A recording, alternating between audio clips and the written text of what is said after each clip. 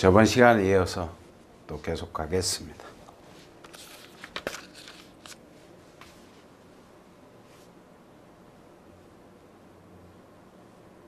가지팽 선고. 조문 하나 읽고 찾아서, 그죠? 213조입니다. 법전을 213조를 펴서 조문 하나 읽은 다음에 예시답안을 한번 훑어보는 걸로, 예, 그렇게 시험 준비에 가름하도록 하겠습니다. 213조입니다.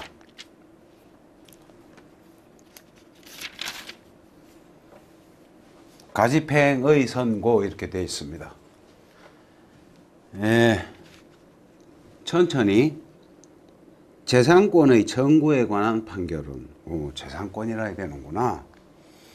가지팽의 선고를 붙이지 아니할 상당한 이유가 없는 한 직권으로 담보를 제공하거나 제공하지 아니하고 가지팽을 할 수 있다는 것을 선고하여야 한다.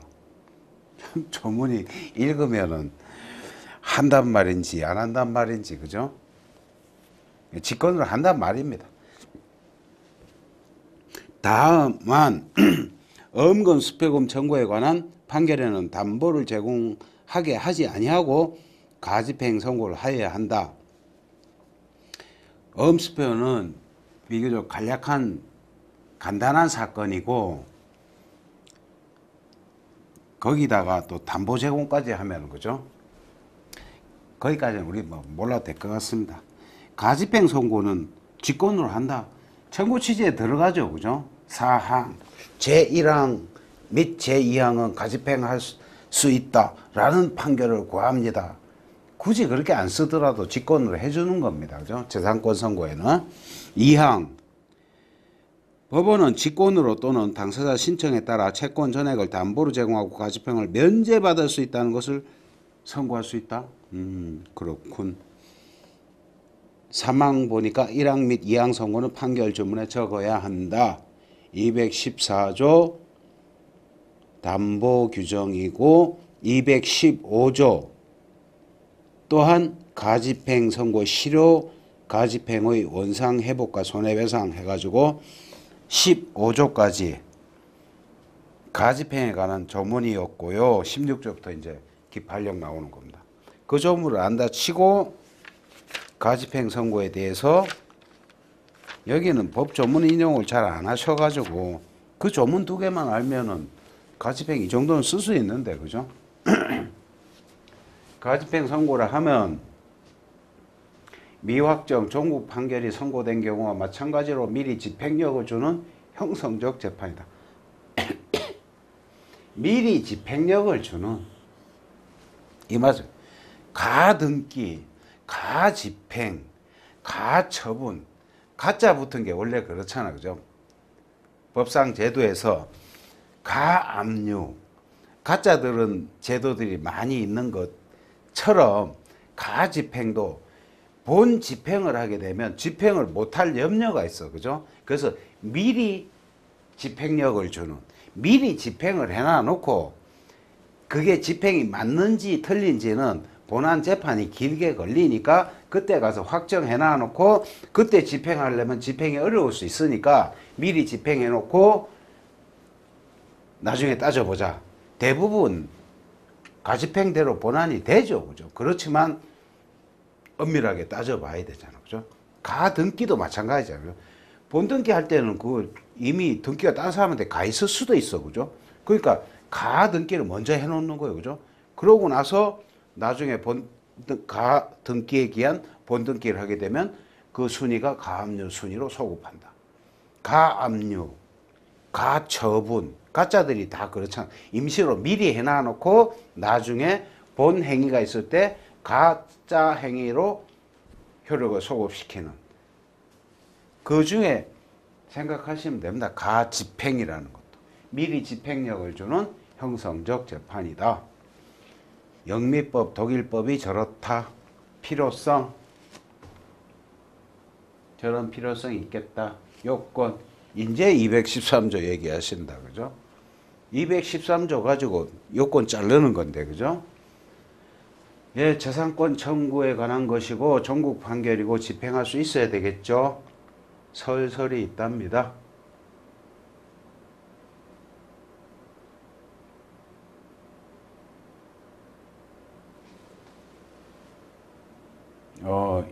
의사 진술, 이거는 우리 알고 가야겠다, 그죠?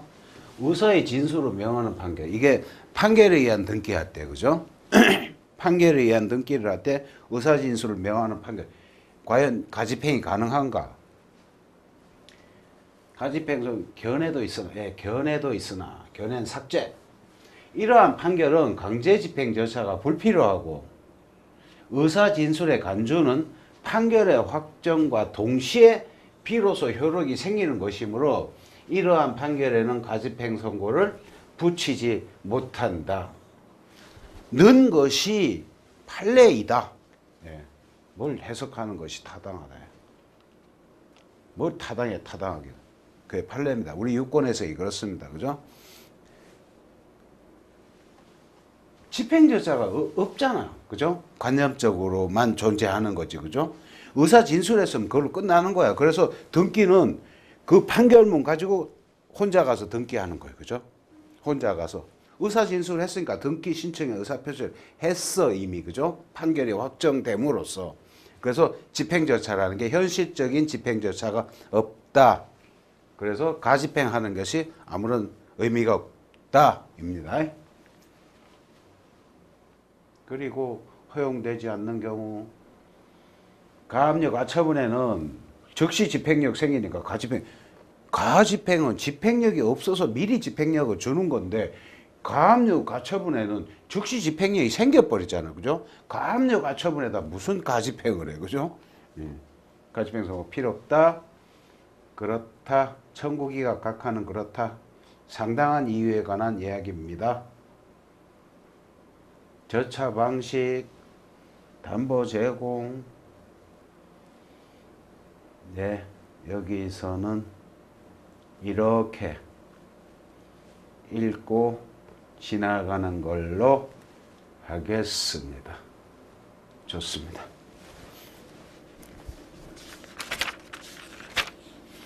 병합소송까지 왔습니다. 우리는 이제. 소송 종료가 끝났다. 그죠? 소송 종료가 끝났고, 병합소송.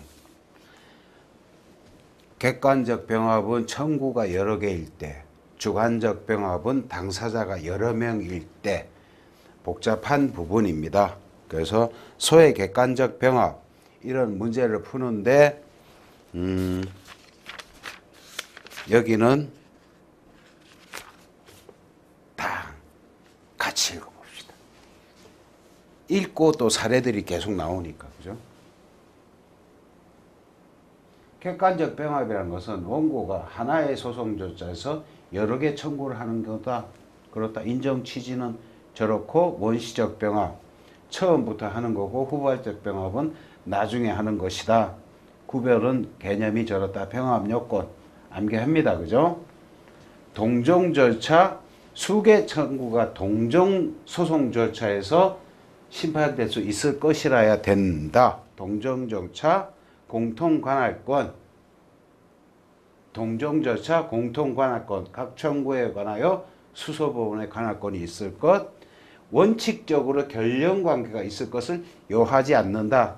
3번은 됐고 1, 2번은 객관적 병합 요건으로서 두 개를 외우십니다. 그죠? 객관적 병합 요건으로서 동종절차 공통관할권. 3번은 하나만한 말씀을 하신 거예요. 그죠? 읽으시면 되겠어요. 동종절차 공통관할권, 객관적 병합 요건은 두 개를 외우시고 병합의 모습부터 갑시다. 병합의 모습. 단순 병합. 그냥 병합이에요. 그냥 병합. 그냥 두 개가 병합. 청구 취지가 두 개라는 거예요. 단순 병합이란 수개 청구를 병력적으로 심판을 관한 형태의 병합. 예컨대 매매대금 청구하고 대여금 청구. 매매 관계가 있을 수도 있겠죠. 근데 따로 또 대여금까지 있어. 내가 매매대금도 주고 저번에 빌려간 돈도 주세요. 이게 두 개가 들어가는 게 단순 병합. 불법 행위에 의한 손해배상 청구에서는 손해배상 청구에서는 손해 3개설, 적극손해, 소극손해, 정신적 손해, 치료비, 일시이익, 위자료, 손해 3개설, 손해 3분설, 손해 3개설, 단순병합. 됐습니다. 그 다음에 저런 경우 됐습니다. 단순병합이라는 것은 그냥 아무 관계 없는 거 2개 달라는 거예요. 그죠? 그 다음 선택적 병합. 여기서부터 이제 원고는 병합된 수개의 청구권 가운데 어느 하나가 인용되면 소송의 목적을 달할 수 있기 때문에 다른 청구에 대해서는 심판을 바라지 않는 형태의 병합이다. 즉 원고가 수개의 청구 중 어느 하나가 택일적으로 인용될 것을 해제 조건으로 하여 다른 청구에 대하여 심판을 신청하는 형태의 병합이다. 선택적 병합. 2 중에 하나 해주세요. 이거예요. 근데 여기서는 논리적으로 양립 불가한 수개의 청구는 선택적 병합을 할 수 없다.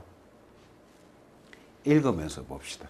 선택적 병합은 동일 목적의 청구를 양립할 수 있는 수개의 경합하는 실체법상의 청구권이나 형성권에 기하여 청구하는 때 하나에 인정된다. 예컨대 손해배상 청구를 불법 행위와 계약 불이행 등 2가지 손배 청구권에 기해서 2 중에 하나를 인정해달라는 거죠. 그죠? 예를 들면 이런 겁니다. 그러나 신이론 됐고요. 그 다음에 예비적 병합. 선택적 병합, 예비적 병합에 대해서는 뜻을 잘 알아둬야 됩니다. 그래야 그 심리 방법이라든지 그 효과까지 사례 문제 나오니까요. 예비적 병합. 양립되지 않는 수개의 청구를 하면서 1차적 청구가 기각되거나 각하될 때를 대비하여 제2차적 청구에 대하여 심판을 구하는 경우는 예비적 병합이라 한다. 주의적으로 뭐 해주세요. 아니면 이거라도 해주세요. 주의적, 예비적. 즉 수개의 청구를 하면서 심판에 순위를 붙여 제1차 청구가 인용될 것을 해제 조건으로 하여 2차 청구에 대하여 심판을 구하는 형태이다. 좋습니다. 선택적, 예비적 병합 뜻을 정확하게 알아두셔야 됩니다. 인정 취지는 저렇고요. 인정되기 위한 요건. 예비적 청구는 주된 청구와 사이에 첫째로 양립되지 않는 관계에 있고 심판의 순서에 있어서 후순위의 것을 요한다. 이 점이 선택적 병합과 구별된다. 결론되어 있지 않으면 결론되어 있어야 된다는 거고 단순 병합은 결론성이 필요 없다는 거고 그러면 양립되지 않아야 예비적 청구라는데 아까 선택적 병합에서는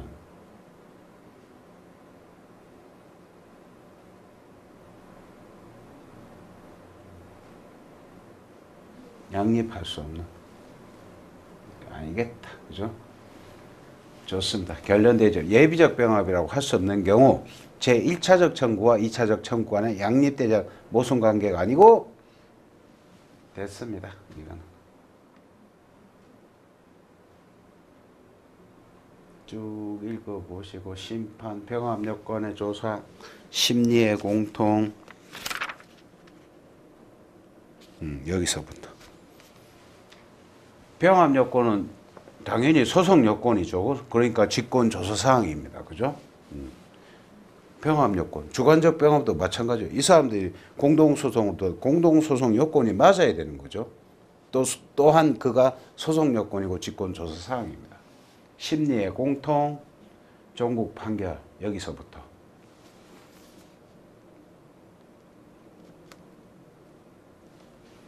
천천히 단순 병합의 경우 단순 병합의 경우라도 병합된 청구 전부에 대하여 판결하게 성숙하면 전부 판결을 한다. 당연하다. 전부 판결이 있다는 것은 일부 판결을 전제로 한 얘기겠죠. 그죠? 모든 청구에 대해서 판단을 해야 하기 때문에 어느 하나의 청구에 대한 판단 유탈을 하면 예, 추가 판결. 이때는 추가 판결이라고 합니다. 전부 판결해야 되는데 판단 유탈 하나 빠뜨렸어. 그러면 추가 판결. 근데 그러나 병합된 청구의 독립성 때문에 그중 하나의 청구가 판결에게 성숙하면 그때 판단 유탈 모르고 했을 땐 추가 판결이지만 일부 판결을 했어. 그럼 잠부 판결이라고. 잠부 판결. 판단 유탈하면 추가 판결하고 일부만 판단했어. 그럼 일부 판결. 일부 판결이라는 게 무슨 말인지 여기까지 잠깐 끊었다가 법정으로 다시 돌아오십시오. 200조입니다. 200조. 200조. 법제 200조 일부 판결. 법원은 소송의 일부에 대한 심리를 마친 경우 그 일부에 대한 종국 판결을 할 수 있다. 법에 근거가 있다, 그죠? 일부 판결이라고. 일부에 대한 심리를 맞췄을 때는 그러니까 단순 병합일 때 그런 거예요, 그죠? 예비적 선택은 나오겠지만 그렇게 일부를 판결을 하면 안 돼, 그때는, 그죠? 한 몸이 붙어 있는 거고 단순 병합은 떨어지기 쉬운 어떤 물리적 결합체, 화학적 결합체가 아닌 예를 들면 그래서 그냥 떼서 일부를 할 수 있는 거예요, 그죠? 단순 병합의 경우에는. 이항은 됐고요. 중간 판결 직접주의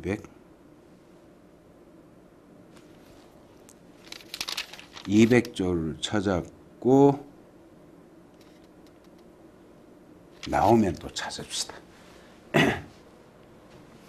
일부 판결에 대해서 상소한 때에는 만약에 일부를 했어. 일부 판결했는데 상소해서 나머지 부분과 별도로 2심의 효력 같이 올라가는 게 아니라 내가 그랬죠. 단순 병합은 물리적 결합체고 예비적 선택적은 화학적 결합체를 예를 들면 그렇게 생각하시면 된다. 그냥 일부 떨어질 수 있는 거예요. 근데 예비적 선택적은 떨어질 수가 없어. 한 몸이다. 그런 논리. 그러나 전부 판결의 일부에 대해서 상소하면 모든 청구에 대해서 2심과 확정 판결, 확정 차단의 효력이 생긴다. 전부일 때, 그죠? 굳이 이해 안 되면 안 하셔도 됩니다. 지금은 단순 병합과 선택 예비적 병합을 구분하는 게 지금 주 목적이에요. 이것 때문에 또 그게 헷갈리면 안 되니까, 그죠? 선택적 또는 예비적 두 개를 한꺼번에 써놨어, 그죠?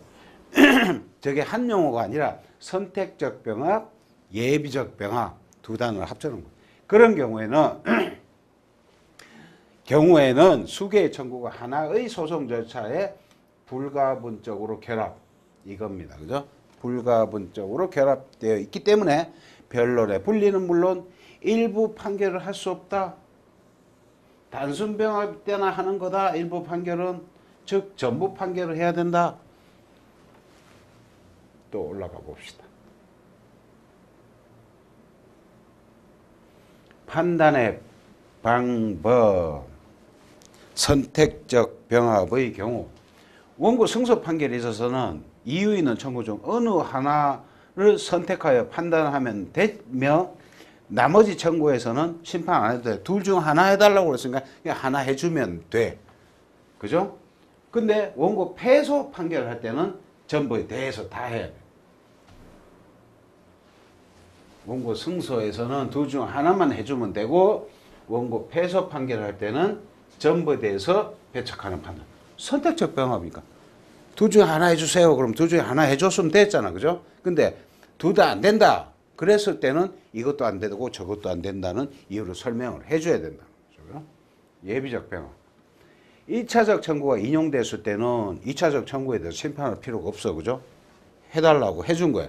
처분권주의에 맞잖아. 당사자 의사에. 그죠? 당사자가 그렇게 들어왔잖아. 그죠?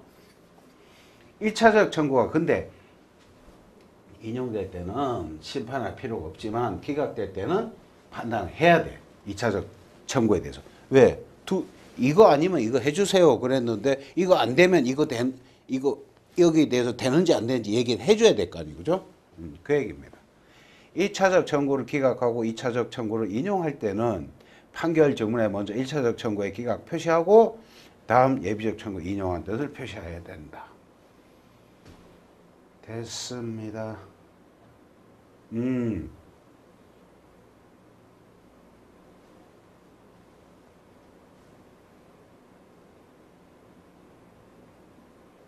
여기서 계속 합니다. 여기서 선택적 병합에서 원고 패소 판결을 하면서 병합된 청구 중 어느 하나를 판단하지 않거나 잘못된 거죠. 그죠? 선택적 병합 들어가서 안 해줄 땐 둘 다 안 되는 이유를 설명해 줘야 돼. 그죠? 예비적 병합에서 1차적 청구를 먼저 판단하지 않거나 먼저 판단해 달라고 했는데 그죠? 않거나 또는 1차적 청구만을 배척한 경우 1차적 청구를 배척하면 2차적 청구에 대해서 되는지 안 되는지 얘기를 해줘야 돼. 판단을 해줘야 돼. 그죠? 배척한 경우에 불복 방법. 이 경우에 병합의 성질상 하나의 전부 판결이라고 볼 수 있으므로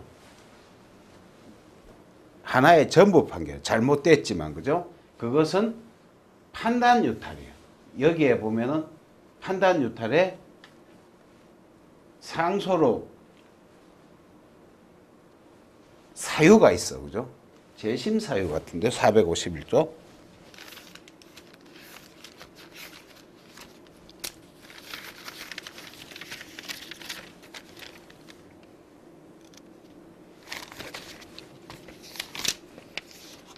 (451조는) 재심 사유 맞습니다. 예, 당연히 상소에도 그 조문이 있을 거예요. 그죠? 판단 유탈, 판단을 안 한 거야. 그죠? 판단해달라고 들어왔는데, 그죠? 판단 유탈에 준하여 상소로 구제해야지, 구제 방법, 요 부분 사례 맨날 나옵니다. 그죠? 추가 판결의 대상이 아니다. 추가 판결의 대상은 뭐냐? 단순 병합일 때 추가 판결을 하는 거예요. 그죠? 이 경우 원심 판결을 취소하고 사건 전체에 대하여 재판함이 옳다고 본다. 설은 됐고 좀 이따 판례가 나오면 판례를 보시죠. 선택적 병합의 경우에 그중 하나만을 받아들여 청구를 인용하는 판결이나 예비적 병합의 경우에 1차적 청구를 인용한 판결에도 항소를 하면 나머지 청구도 이심된다. 상소 불가불의 원칙 상소에 가서 합시다. 요거는 불변 됐고 요거는 소치하의 효력과 예비적 병합 소송.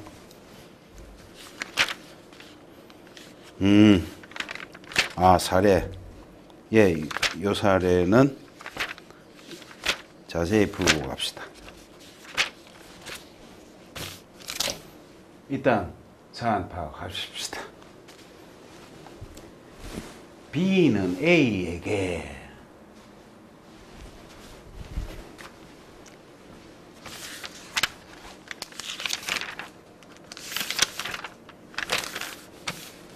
맞습니다. B는 A에게 가죽옷 구입에 돈이 모자라니 1억 원을 주면 일주일 후에 2천만 원을 더해서 1억 2천만 원을 주겠다고 하였다. A는 B에게 수차례에 걸쳐 1억 원을 주었다.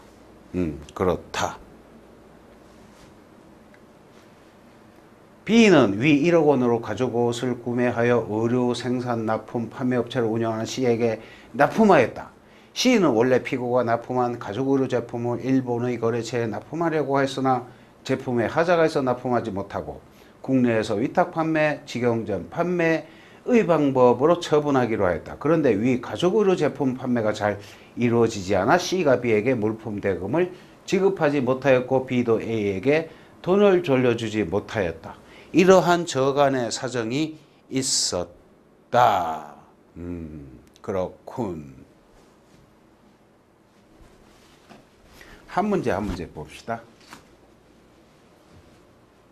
A는 B를 상대로 1억 원의 대여금 청구 소송 제기하여 7천만 원의 일부 승소 판결을 받았고 A와 B 쌍방이 항소했다. A는 항소심 변론기일 전날에 법원에 소치하서를 제출하였다가 변론기일에 출석하여 소치하여 효력이 없다고 주장하였고 B는 변론기일에 출석하지 않고 다음날 소치하 동의서를 제출하였다. A가 항소치하서를 제출한다는 것이 착오로 소치하서를 작성 제출한 경우와 B의 강요 강박에 의하여 소치하서를 제출한 경우 소치하의 효력에 설명하시오. 소치하에서 우리가 한번 지났던 기억이 납니다. 그죠? 민법 109조 110조가 적용될 수 있느냐? 엄격한 표시주의에 입각한 소송행위 성질상 적용되지 않는다. 슬쩍 공부했던 것 같은데 사례가 나왔습니다. 요거에 대한 예시담만 한번 보시죠. 소치하 취소 못합니다. 판례로 굳이 답하라 하지 않으셔도 우리는 판례로 답해야 됩니다. 우리가 또 무슨 학설에 또 심취돼 가지고 거기다 써 가지고 결론을 망치거나 그렇게 하면 안 됩니다. 문제의 소재, 소치하란 저런 것이다. 소치하는 저런 효력이 있다. 소치하의 요건은 저러하다. 피고의 동의가 필요하다. 여기입니다. 그죠?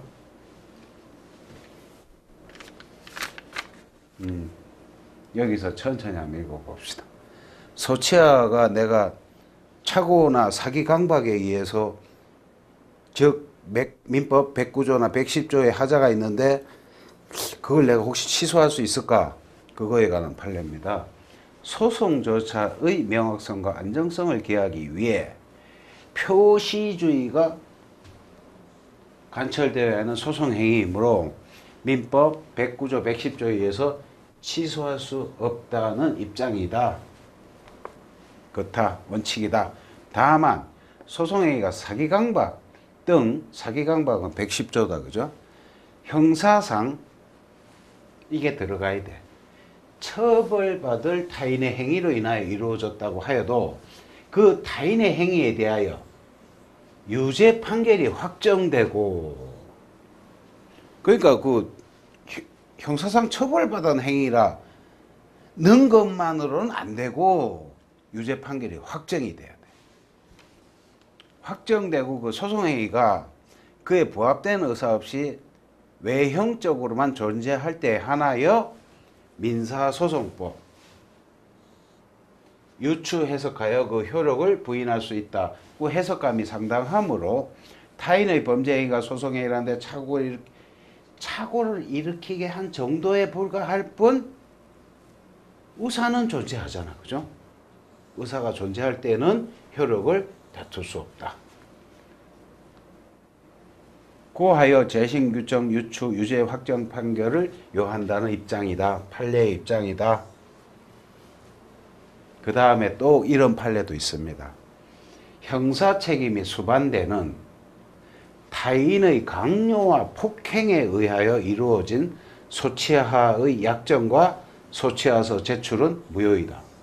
형사 책임이 수반되는 강요와 폭행. 그 경우에는 확정 판결을 기다리지 않고 소치하를 부인한 그런 판결도 있다. 여기에 맞춰서 우리가 답을 내도록 합니다. 여기 학설은 읽어보시면 됩니다. 학설에 대해서 또 검토도 하셨어. 그죠? 예, 산, 해결수. 여기는 지금 어떤 학설에 따라서 낸 것 같은데 유효하나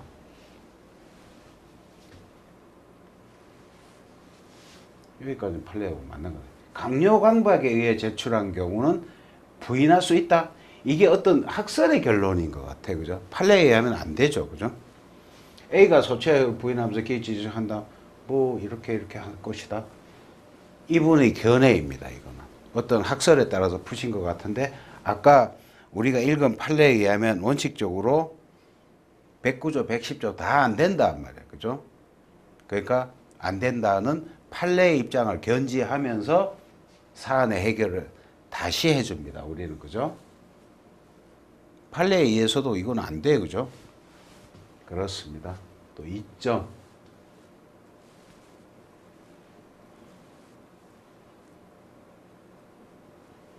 예. A는 B를 상대로 1억 원의 대여금 청구 소송을 제기했다.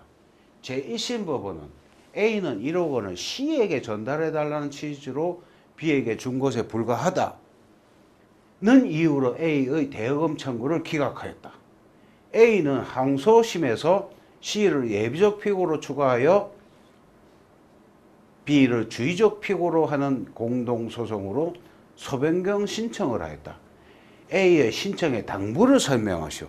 저 신청이 맞냐 이거예요. 그죠? 이른바 공동소송인 추가에 관한 문제인데요. 이거는 요건 해가지고 항소심에서 조문으로 풀어야 되는데 예, 천천히 한번 봅시다. A는 문제가 뭐가 문제냐 하면은 항소심에서 C를 예비적 피고로 추가하는 신청, 예비적 공동소송의 요건에 해당하는지 그게 항소심에서도 그게 되는지 그게 문제라는 거예요. 예비적 공동소송의 요건 법전 한번 열어보시지요. 70조 예비적 공동소송인 예비적 피고 추가했다잖아. 그죠? 70조의 조문을 읽고 예비적 선택적 공동소송에 대한 특별 규정 이랬는데 예비적 공동소송 이렇게 읽으십니다. 공동소송인 가운데 일부의 청구가 다른 공동소송의 인의 청구와 법률상 양립할 수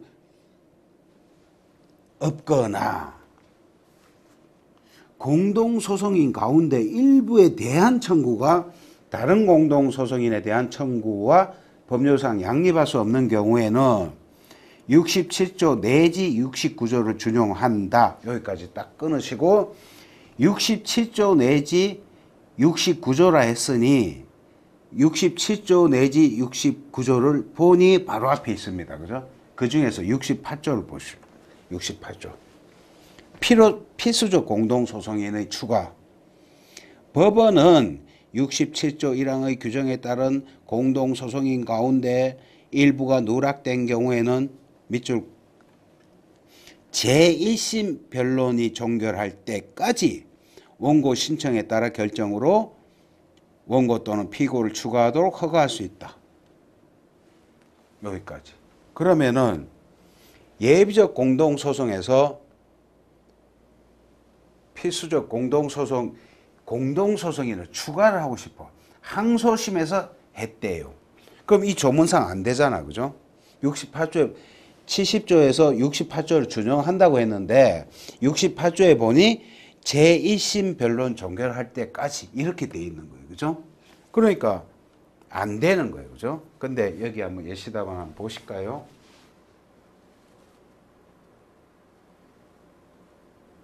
예, 여기서부터. A는 항소심에서 예비적 피고로 추가 신청했는데 예비적 공동소송 요건에 해당하는지와 항소심에서 예비적 공동소송이 가능한지 문제된다.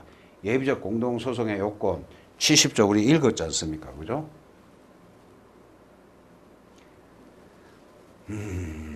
사안의 경우 추가 판례. 예, 이 판례인데 이 부분인데 판례 인용을 잘못하신 것 같아요. 사안과 관련 없는 판례. 그죠? 사안과 관련이 없는 판례를 잘못 인용하신 것 같고 견해했는데 68조의 명문 규정상 제1심 변론 종결 시까지 가능하다는 견해가 있는 있답니다. 그죠? 우리는 저 견해로 풉니다. 그냥. 판례가 없으니까. 그죠? 판례가 없을 땐 조문으로 풀어야죠. 그죠? 있지도 않은 판례를 저런 판례, 그러고 사안과 관련도 없어. 그죠?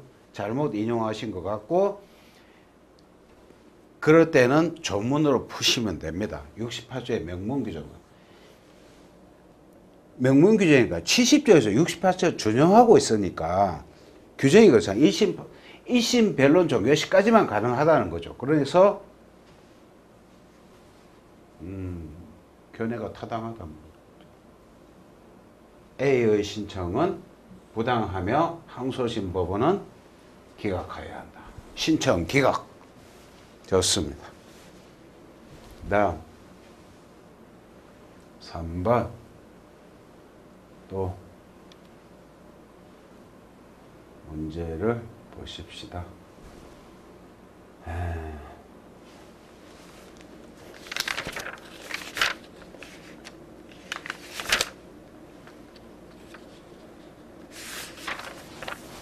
사안 먼저 파악하십시다.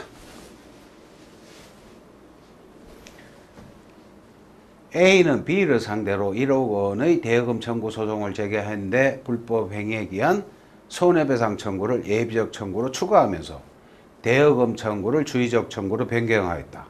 제1심 법원은 제2항 설문과 같은 이유로 A의 주의적 청구를 기각하고 B가 자신이 가죽제품을 구입하여 C에게 공급한다는 사실을 숨기고 C가 직접 가죽 의료가 아니다. 의류다. 그죠? 의류 제품을 구입하여 판매하는 것처럼 가장하여 1억 원을 받은 것이 불법행위라는 이유로 예비적 청구를 인용하였다. 위 판결에 B만이 항소하였다. 항소심 심리 결과 제1심과 달리 차용의 주체는 B이고 불법행위가 인정되지 아니하였다. 항소심 법원은 어떠한 판결을 하여야 하는지.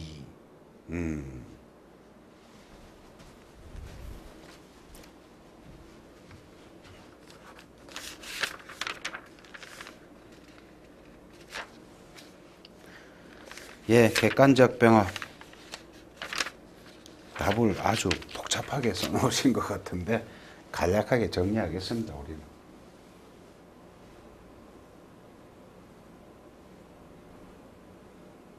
문2 설문 3 객관적 병합.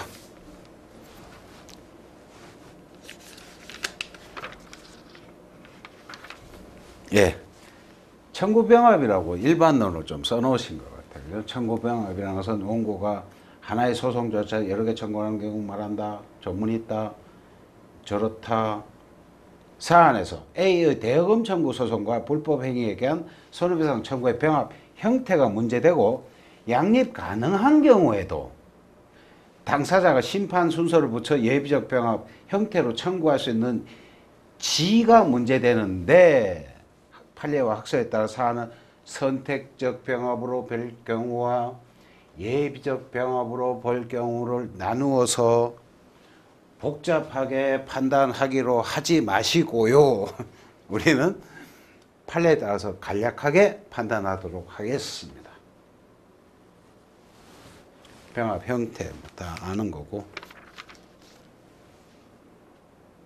예, 여기를 정리하십니다.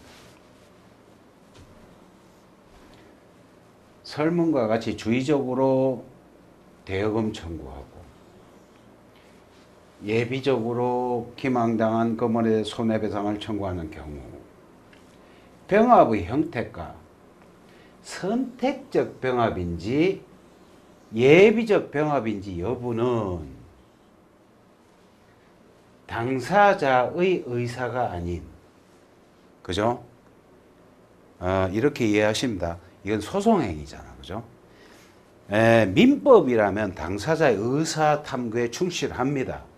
표시가 잘못됐더라도 그건 오표시니까 해롭지 않아? 괜찮아? 너 의사는 이거야? 판단해 주지만 여기는 민법이 아니고 민사소송법이잖아. 그죠?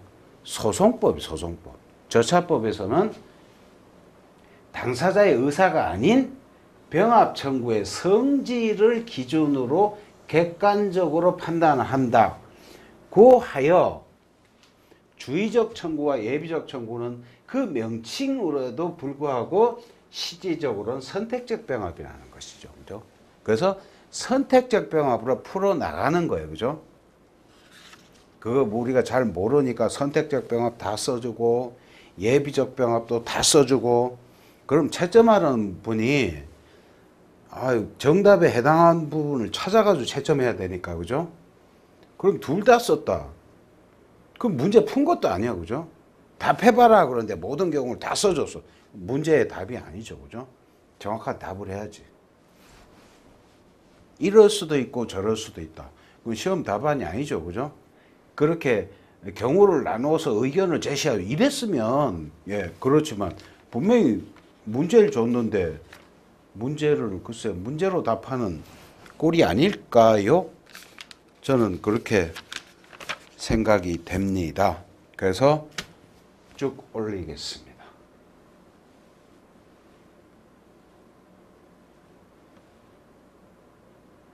이 부분입니다.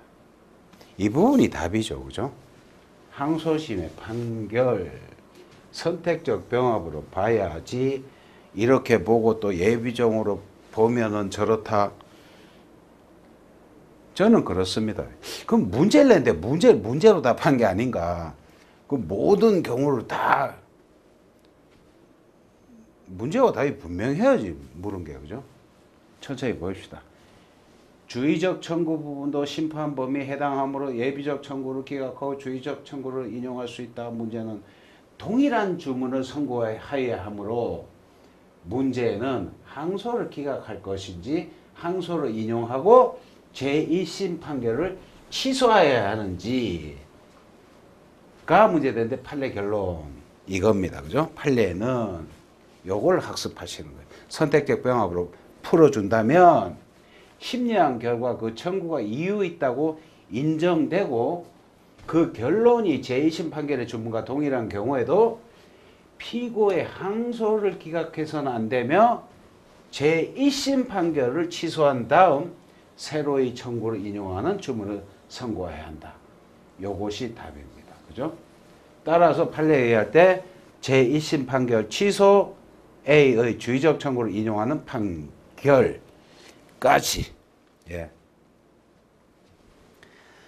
어려운 문제였습니다. 그죠? 그래서 답도 굉장히 길고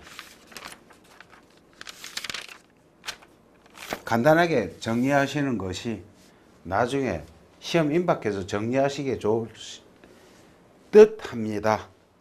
그러면 오늘 여기까지 하고 다음 시간에 이어서 또 가도록 하겠습니다.